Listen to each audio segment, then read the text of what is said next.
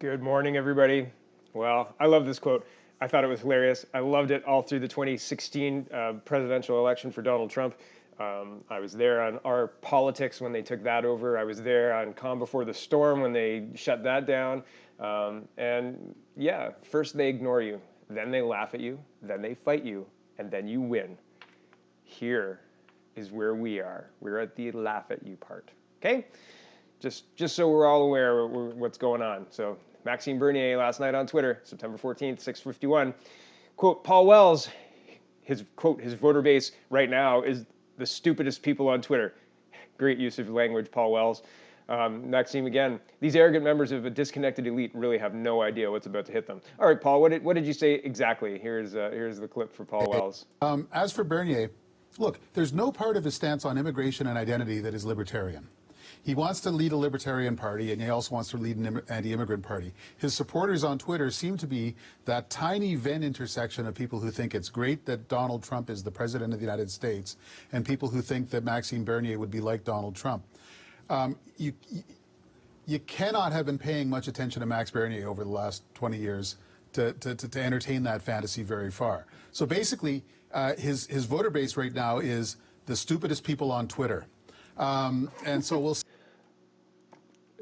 see how far that gets him. No comment. Hilarious, right, Paul? Hilarious. Your political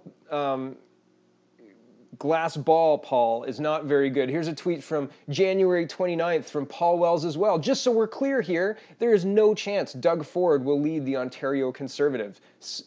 Suspense is now over whether he realizes this. Hey, Paul, you got it wrong there, buddy boy, about Doug and about Mr. Bernier. So, and your language use is just ridiculous. His supporters is the stupidest people, his voter base right now is the stupidest people on Twitter? Come on. Are you referring to yourself, sir? Are you? I hope so. This puts us firmly in deplorable territory, everybody. Grossly generalistic. You can put half of Trump's supporters into what I call the basket of deplorables. Right? Right? The racist, sexist, homophobic, xenophobic, Islamophobic, you name it. But that other basket... Yeah, so I recognize all those statements, and they're happening in Canada right now. So get strong, everybody. We're going to be taking lots of slings and arrows.